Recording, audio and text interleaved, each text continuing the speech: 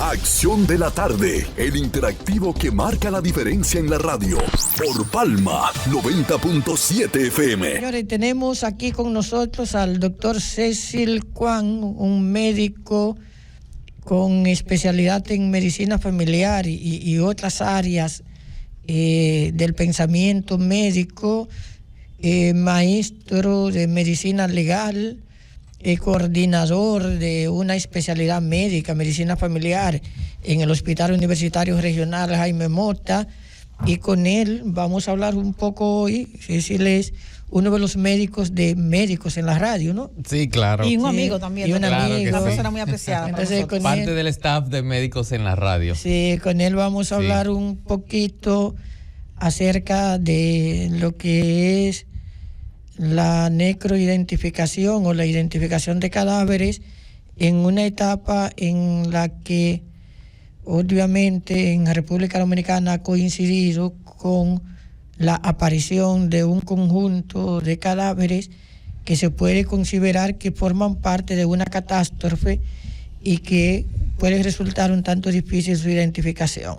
Para saber qué técnicas se pueden emplear, cómo él valora el procedimiento que hasta la fecha ha llevado a la autoridad dominicana y qué podría ser el futuro de este caso. Buenas tardes, doctor. Buenas tardes, colega. Buenas tardes, mi querida Emma, y al doctor también, que aprecio muchísimo, Odalis, ¿verdad?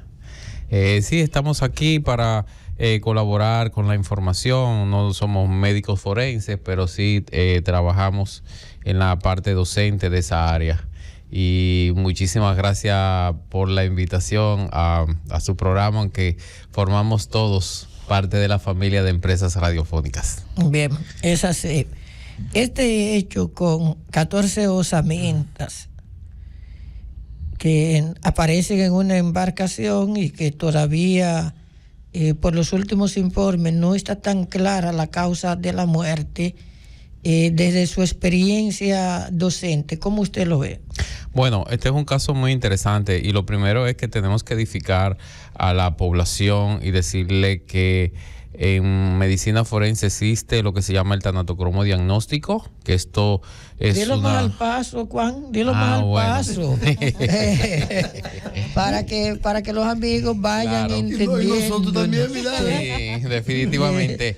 Bueno, les decía que en medicina forense existe lo que se llama el tanatocromo diagnóstico. Esta es una herramienta que nos permite identificar el tiempo aproximadamente de la muerte. Cuando una persona fallece, que se declara clínicamente muerta, es cuando hay un cese de los latidos cardíacos, de la respiración y sobre todo de la función eléctrica del cerebro. Entonces ahí se determina que una persona ha fallecido. Inmediatamente una persona fallece, ocurren unas series de procesos de manera fisiológica normal que va para lo que es la destrucción ya del cuerpo, por así decirlo. Y dentro de esos fenómenos está el enfriamiento cadavérico. La persona se va enfriando dependiendo sobre todo del medio ambiente donde se encuentra y de la enfermedad que estaba padeciendo, y sobre todo de la contextura física del paciente o del cadáver en ese momento. Si, por ejemplo, una persona estaba enferma y hizo un paro cardiorrespiratorio y tenía una fiebre elevada en ese momento, pues obviamente lo que es el enfriamiento cadavérico va a ser un poquito más retardado y va a ser un poquito más lento. Y luego de eso viene lo que es la deshidratación. El cadáver se va deshidratando.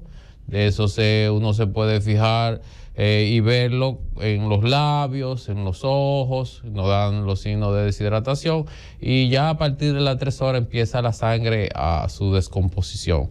Luego de esto viene lo que es la lividez cadavérica, que son esas manchas violetas que se van formando en la zona de escurrimiento del cuerpo, principalmente a nivel de la espalda, y que se ve en personas de una tez de piel un poco más clarita, no los morenitos, sino los más blanquitos. Y luego ya a partir de las 6 hasta las 12 horas empieza lo que es la rigidez cadavérica. Ya a partir ya de se puede jugar pelota ya ahí. Sí, no, ya está totalmente rígido, que esa rigidez cadavérica se va a instaurar dependiendo de la contextura física del individuo.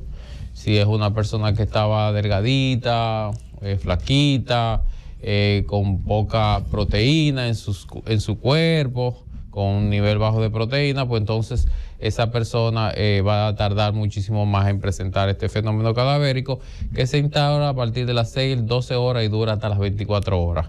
Ya a partir de las 24 horas empiezan a aparecer otro tipo de fenómenos cadavéricos, como es la fase efisematosa, donde debido a las bacterias que se encuentran en el aparato gastrointestinal, principalmente en el intestino grueso, empiezan a comer y a producir gas, y este gas va a hacer que se inflame mucho lo que son los labios, los ojos, se le inflame mucho lo que son los genitales, en la mujer la vulva, en el hombre lo que es la bolsa escrotal, y luego de la fase gaseosa o efisematosa viene la fase cromática, donde se forma una mancha verde a nivel de lo que es de su barriga, su abdomen, y viene la fase de saponificación, donde se va reduciendo la fase muscular y va abundando lo que es la grasa, y finalmente viene lo que es la reducción esquelética. En este caso tan importante y lamentable. Cuando usted dice la reducción esquelética, ahí ya toda esa fase que describiste, se entiende que nos quedamos sin carne. Sí, la masa muscular. Nos quedamos sin masa muscular, se desprende el cabello, se desprenden las uñas y queda la reducción hasta los huesos, que es la fase esquelética, que ya que eso tiene también, y es muy importante destacar que depende de mucho de los factores ambientales.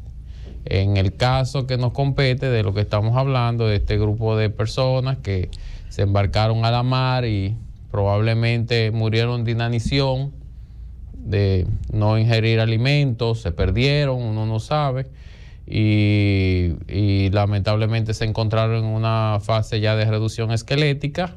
Eso no quiere dejar dicho de que estas personas estuvieron expuestos a un ambiente de un calor intenso que aceleró cada una de estas fases que hemos mencionado anteriormente, y posteriormente ya fueron descubiertos en una fase de reducción esquelética. Ahora queda la parte más importante, que es la identificación de estos cuerpos, pero recordando de que tenemos la herramienta del ADN, pero el ADN, para poder ser útil, tenemos que tener otra persona familiar para hacerlo por la comparación. El Estado Dominicano tiene que estar en comunicación con el Estado africano, de donde venían estas personas, para tomar muestras de los familiares más cercanos, ya sea el padre, la madre o hijos de estas personas que han sido identificadas por los documentos de identidad con que andaban, y tomar las muestras de ADN más las muestras que se le van a tomar a estas osamentas, y hacer el estudio de comparación, y de esta manera poder identificar la identificación definitiva a quién pertenecían esos restos. No, una pregunta. Sí, por ejemplo, doctor, se ha dicho que esas personas habían salido desde el mes de enero, y las condiciones del cadáver, como fueron encontrados las osamentas, pueden establecer si realmente tenían 6 meses esa persona expuesta al sol, al aire. Claro que sí, definitivamente, porque lo que tiene que ver con la fase de degradación del cuerpo es muy importante lo que es la parte ambiental.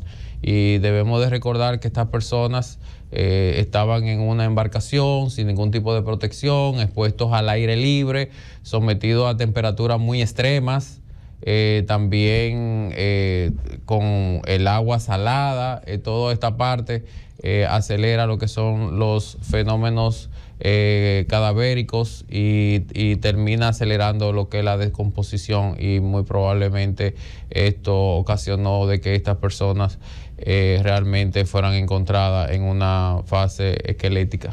Profesor, una preguntita, mire, por esa misma línea de Emma, más o menos, la forma, ¿verdad?, como se encontraron esos cadáveres, ya prácticamente esqueletos. Sí. Más o menos, ¿qué presume usted? Sería especulativo porque usted no tiene el control directo de esos cadáveres. Pero más o menos especulando, ¿qué tiempo usted presume que pudieron haber estado esas personas expuestas al sol y haber muerto? Desde que salieron al tiempo que lo encontraron, más o menos especulando, porque usted no tiene Realmente es un dato muy difícil de uno decir, porque estas personas estuvieron expuestas a temperaturas extremas, sol, el agua, el ambiente, y realmente eso lo podrá determinar estudios mucho más profundos que haga el Instituto de Patología Forense para uno decir el tiempo aproximado de la muerte, porque realmente ese tiempo resulta en estos casos un poco difícil de determinar. Uno tiene un tiempo aproximado de acuerdo a las evidencias que presenta el cadáver. Es diferente a cuando uno está atendiendo a un paciente en el hospital que está dándole una reanimación cardiopulmonar avanzada y tiene más de 25 o 30 minutos de reanimación y el paciente se declara fallecido. Ya ahí sabemos el tiempo exacto en que la víctima murió, pero en este caso de que aparecieron estos cadáveres con esa osamenta, habría que hacer una buena investigación con los familiares, con los testigos, de cuándo salieron estas personas del lugar y para así poder determinar aproximadamente qué tiempo duraron. Pero sí, vuelvo y le reitero, que las condiciones de tipo atmosférica va a determinar el tiempo en que el cadáver va a terminar su fase para su descomposición total y su reducción esquelética. O sea, ya se podría decir que el tiempo, obviamente, es razonable para haberse convertido en cadáveres. Pasó lo que no sabemos ahora con la información disponible es si ese tiempo fue un mes, si fueron 2 meses, porque esta gente recorrieron 6.000 kilómetros. Así es.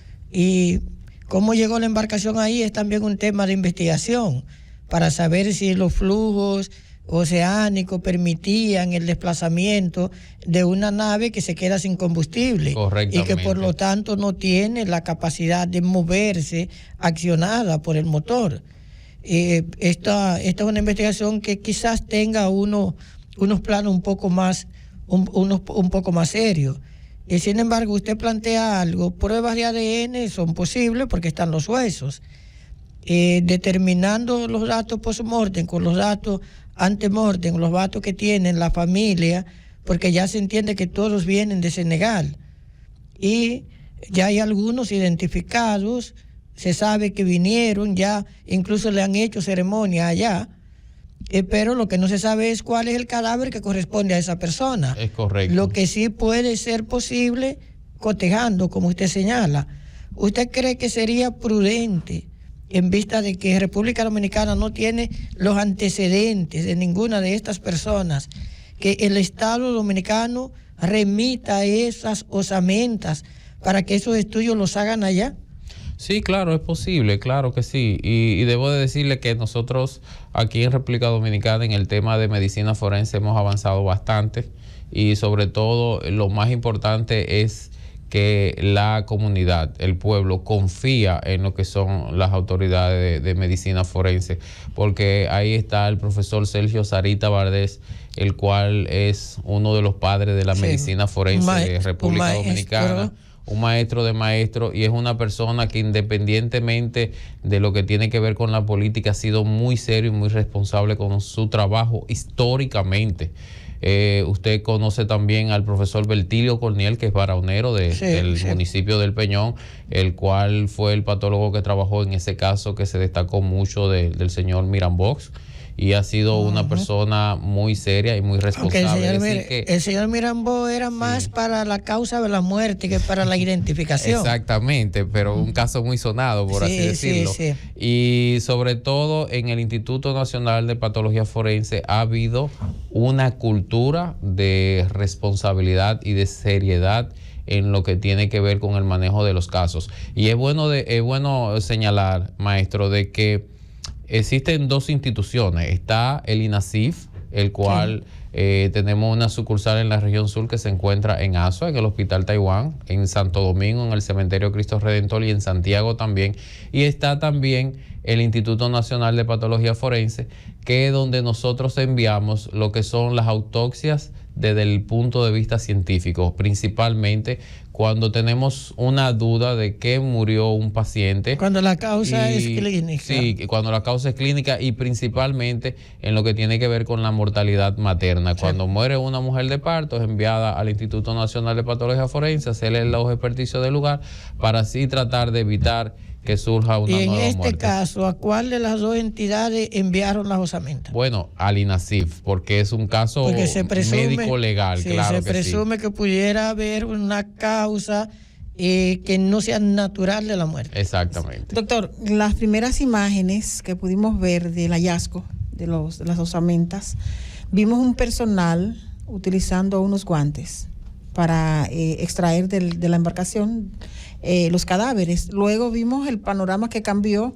con una ropa como especial, transparente. Entonces, en un momento analizábamos aquí que no se determinaba las causas de la muerte de ese hallazgo, de esas personas que fallecieron ahí. Entonces, nos llamó la atención en el primer momento la intervención de las autoridades, en este caso Defensa Civil, doctor, sin las herramientas adecuadas. ¿Qué tan importante puede ser, verdad?, que cuando se ofrezca el hallazgo, encontremos que se puedan tener las previsiones del lugar médicamente o que el personal que intervenga pueda estar protegido? Porque presumiblemente se determinó que fue a causa de la insolación, de tanto tiempo sin comer, pero también podría haber sido otra causa.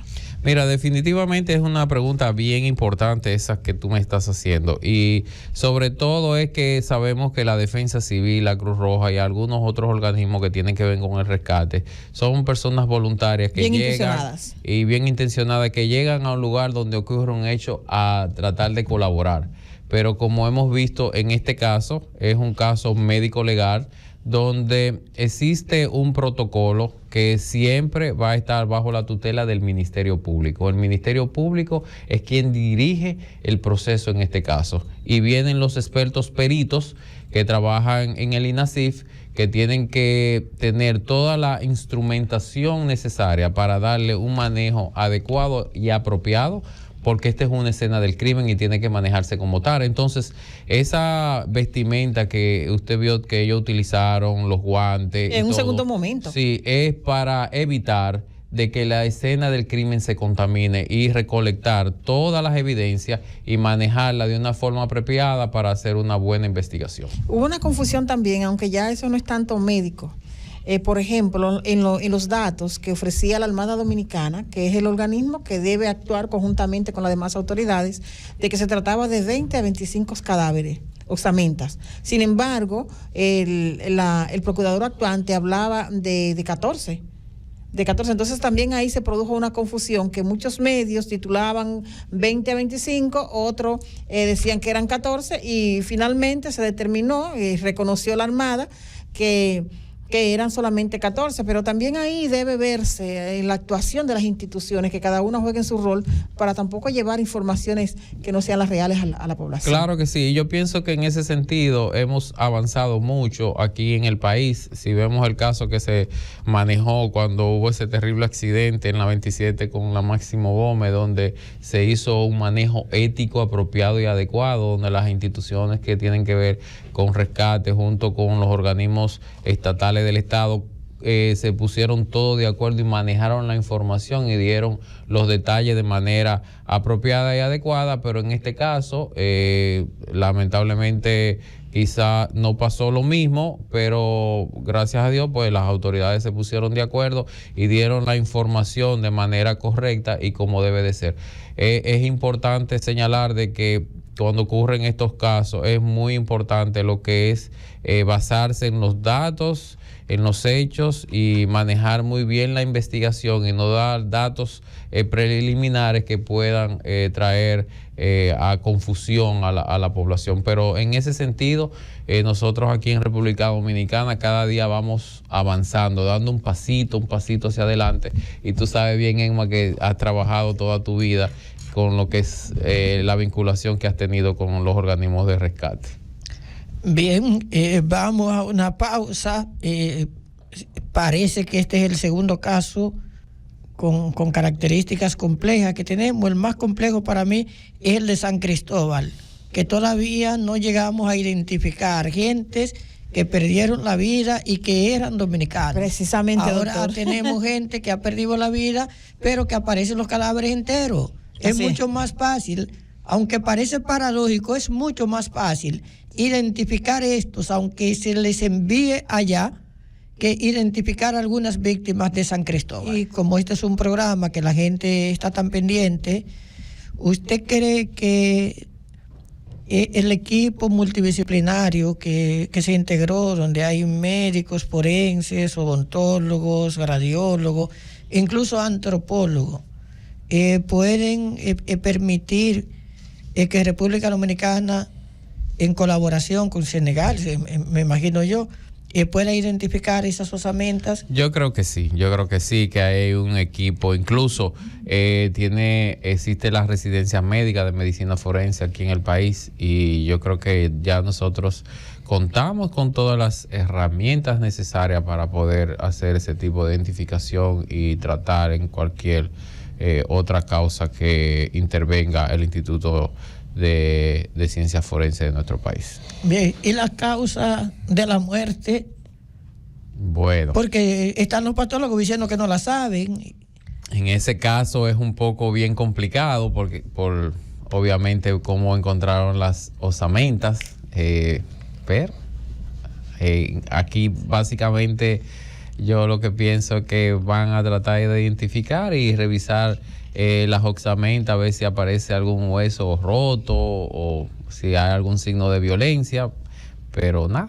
Envenenamiento se podría ver. A ver qué nos dicen. En los huesos, que era el veneno. Sí, o en el cabello también, en el principalmente cabello, sí. Con el arsénico. Sí. Habría que ver. Pero realmente nosotros aquí en República Dominicana contamos con un equipo de primera línea de médicos que trabajan en la ciencia forense de nuestro país. Bien, qué interesante. Lo que vamos a hacer es que en la medida que vaya evolucionando el tema, le volvemos a invitar. De verdad que sí, yo siempre estoy a la mejor disposición, distinguido maestro Vidal, de venir aquí y compartir con ustedes, no solamente en lo que tiene que ver con la ciencia forense, sino también en lo que tiene que ver con la parte docente, porque todos sabemos que nuestro hospital Jaime Mota es un hospital docente universitario con 6 especialidades médicas, con 74 residentes, eso es mucho, con convenio con los hospitales militares de aquí de República Dominicana, hay el Hospital ciudades, Central de las Fuerzas Armadas. Hay ciudades gigantescas en Europa que no tienen esa dicha. Sí. Tener residencias médicas en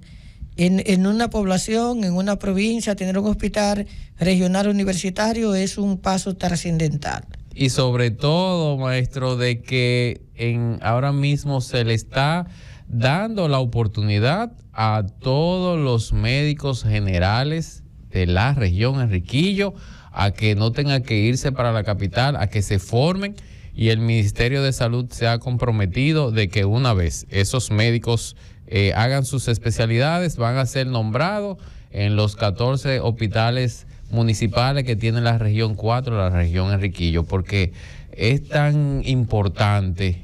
Por ejemplo, de Oviedo hacia Barahona no hay un solo pediatra, y ya tenemos 5 médicos que se están formando en pediatría. Y el único remedio para las brujas son los pediatras, y no tienen pediatras. Así mismo es. Entonces es importantísimo eso que se está haciendo, la formación de esos recursos humanos especializados para fortalecer la salud de nuestra región Enriquillo. Ya nosotros estamos empezando a ver los frutos de la residencia de obstetricia, que ya pasó a 3er año, y es el hospital de referencia tanto de la región Enriquillo como de Haití. También recibimos muchas pacientes que vienen de nuestro vecino país, y cómo se ven las pacientes embarazadas de una manera oportuna, con un seguimiento adecuado y estricto, y eso se traduce en que hasta el día de hoy no hemos tenido ni una sola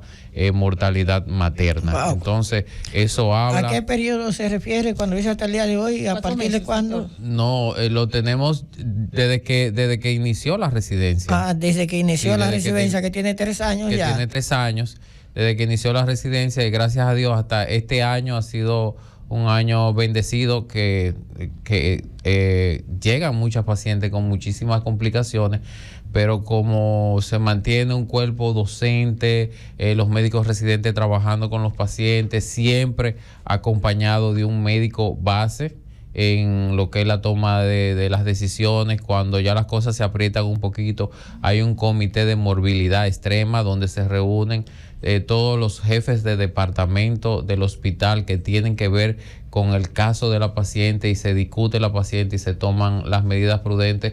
Aparte de eso, de que el hospital tiene como soporte una unidad de cuidados intensivos que no tiene que envidiarle a ningún centro de Santo Domingo, donde hay ventilación mecánica, se le hacen gases arteriales a los pacientes, donde hay un seguimiento estricto a esos pacientes, y esto ha venido a contribuir a un buen servicio de salud en nuestra región, Enriquillo.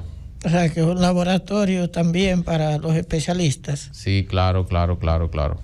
Y sobre todo, de que todos los días a las 7:30 de la mañana hasta las 8:30 y hasta las 9 de la mañana es una hora de docencia, donde se discuten los principales casos de salud que llegan al Hospital Jaime Mota con los médicos especialistas y los médicos residentes, y ahí uno tiene que ir con el libro debajo de la manga, porque uno tiene que leer la última literatura, el último estudio que se hizo, qué se está haciendo en el mundo, porque ya tenemos toda la información a nuestras manos. Con el único inconveniente, maestro, es que como República Dominicana ha mejorado su economía, ya hay algunas revistas muy prestigiosas en el mundo, que ya como somos un país rico, ahora tenemos que pagar por el acceso a esas revistas, ¿no? Ya no nos la dan estamos gratis.